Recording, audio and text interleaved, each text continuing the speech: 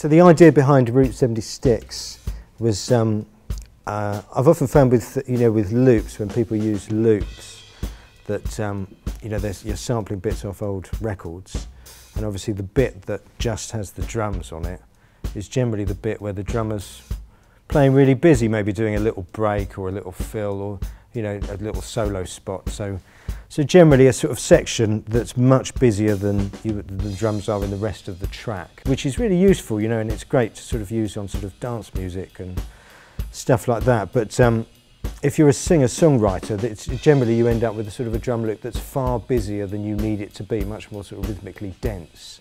And it always struck me that it'd be really useful to have a load of drum takes, either as loops or as multi-tracks, that was sort of kind of the drumming that that I get asked to do most of the time on sessions, which is pretty sort of straightforward time feels, playing sympathetically to the song, so not loads of big fills, not loads of complicated extra bits, but just sort of generally quite a straightforward groove that sounds good, is in time, with a few little flicks and details that let you know that it's sort of been played by a person rather than programmed. And it's all those little sort of nuances and dynamics that generally it seems to be really hard to program. But when you play, they sort of come naturally. I grew up really liking all those sort of 70s records, the Eagles and Steely Dan and Carole King and that kind of stuff. Both for the songs. The drumming on them is really good, and the sound of them I always really liked. It's a really sort of warm, open sound. It just sounds, they always sounded really cool to me. I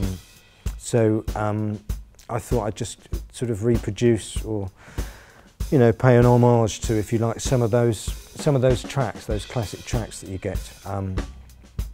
So me and Ben got together, set up the right sort of kits, the old kits that they would have used when they recorded some of those original records, mic'd them up the same kind of way, listened to them, worked out a few sort of different feels that were common back then.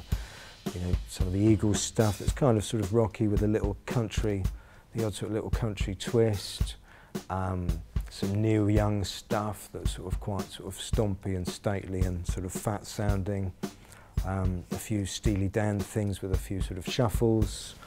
All those sort of old classic grooves really that it's really hard to get loops for, and played them sort of quite simply as they would have been sort of done on the records, without any sort of loads of extra fancy stuff or bits going on that when you then come to write a song around them just get in the way really.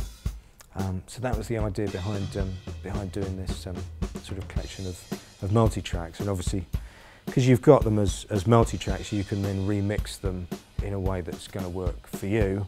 But if you don't want to do that, then Ben's cobbled together some jolly good mixes of his own that are sort of up and ready to go, and they're all sort of tempo mapped and gridded as well. So you've got a few sort of sections, maybe a sort of a verse section, a bridge section, a solo section, a few different variations and dynamics that you can then chop into and rearrange so that they work with your song better, but there's enough of a sort of overall structure to the whole thing that the dynamics and sort of shifts between the sections should work well together.